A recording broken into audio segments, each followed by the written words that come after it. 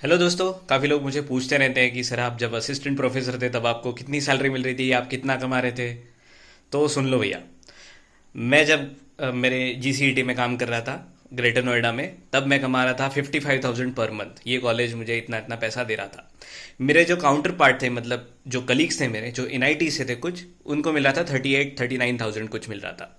अब ये फ़र्क क्यों, मुझे नहीं पता। फ्रैंकली स्पीकिंग मुझे ये फ़र्क नहीं पता। एक रीज़न ये हो सकता है कि वो लोग ऑन कैंपस प्लेस हुए थे, मैंने ऑफ कैंपस डील की थी, और ऑफ कैंपस में मैंने निगोशिएट किया था। And this is how the negotiations went. Okay. मैंने बहुत पहले एक्चुअली इंटरव्यू दे रखा था, जब मैं कॉलेज में था तब। और कॉलेज अभी मेरा कंप्लीट हो चुका था, मैं वापस आ चुका था घर पे, और मैं और बाकी सारे कॉलेजेस में अप्लाई कर रहा था। मैं सीवी रमन भुवनेश्वर के एक कॉलेज में अप्लाई कर रहा था। मेरे को वहाँ से इंटरव्यू कॉल भी आ चुका था, and I was literally like getting the tickets done everything. मुझे जीसीईटी से फ़ोन आया, ग्रेटर नोएडा से। उन्होंने एचआर ने पूछा कि क्या आपने इंटरव्यू दिया था जीसीईटी का, आप देवाशीष बोल रहे हो ना। मैंने कहा हाँ मैं देवाशीष बोल रहा हूँ, बताओ। बोले कि ऐसी ऐसी वैकेंसी है, आप परसों ज्वाइन करोगे। मैंने कहा हाँ कर लूँगा, परसों ज्वाइन कर लूँगा, कोई दिक्कत नहीं है। मैंने पूछा लेकिन सैलरी कितनी दे रहे हो। उन्होंने कहा आप बताओ। मैंने कहा मैं 65,000 तो बिल्कुल लूँगा, 65,000। तो हमेशा ऐसे बढ़ा के बताना दोस्तों, अगर whenever you are going to negotiate off campus, तो 10-20% बढ़ा के बताना है हमेशा, कोई दिक्कत नहीं है। तो मैंने बताया मैं 65,000 लूँगा। बोले कि इतना तो नहीं दे सकते। मैंने कहा मैं 55,000 के नीचे तो बिल्कुल नहीं लूँगा, ठीक है।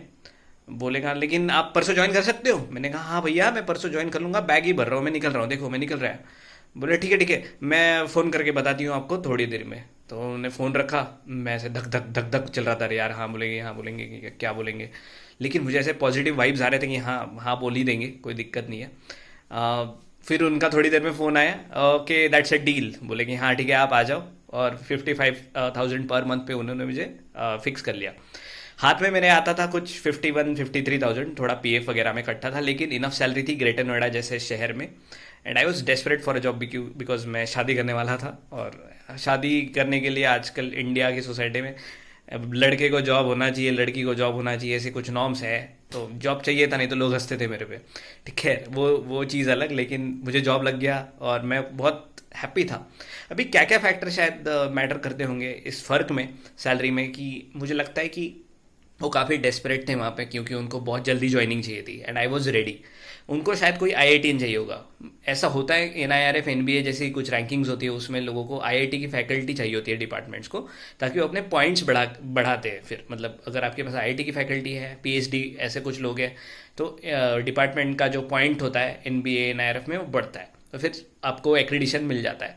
इस वजह से शायद उनको कोई आईआईटीएन चाहिए होगा और परसों ज्वाइन करने वाला ऐसा कुछ चाहिए होगा। तो वे मैंने ये अपॉर्चुनिटी को कैश इन किया, and then they got ready for like that candidate which was me. So I think I was very lucky, right man at the right time, ऐसा मुझे लगता है। सो प्राइवेट कॉलेजेस की condition बहुत ख़राब है फिलहाल दोस्तों, ठीक है।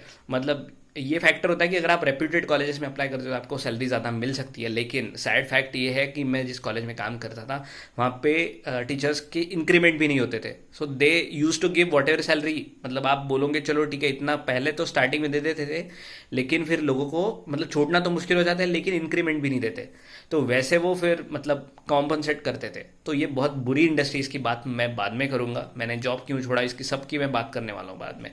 लेकिन फिलहाल ये ध्यान रखो कि जो प्राइवेट यूनिवर्सिटीज़ है उसके लिए भी आज आपको पीएचडी करना ज़रूरी है। पीएचडी करोगे तो सेफ रहोगे, ठीक है। एमटेक पे आपको एड हॉक कुछ कॉन्ट्रैक्चुअल पोजीशन मिल सकती है, लेकिन उस पर टिके मत रहना। आप हमेशा कोई मेरे जैसा लकी नहीं हो सकता।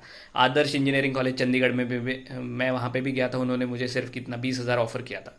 तो सैलरी बहुत कम ऑफर भी होती है किसी को भी, आप कितने भी अच्छे कैंडिडेट हो, तो आपका वर्थ बढ़ाओ, ठीक है। और लक पे मत जुड़े रहो, आपकी पीएचडी की प्रिपरेशन चालू रखो, ठीक है। मतलब आपके एम थोड़े बड़े रखो। All right. तो आई थिंक जो भी आपके सवाल थे सैलरी के रिगार्डिंग इस पर्टिकुलर चीज़ के, तो मैंने आंसर कर दिए। कुछ भी आपके डाउट्स हो तो मुझे नीचे लिख के बताओ। मिलेंगे जल्दी ही एक नए वीडियो के साथ, तब तक के लिए ज्ञान पीते रहिए।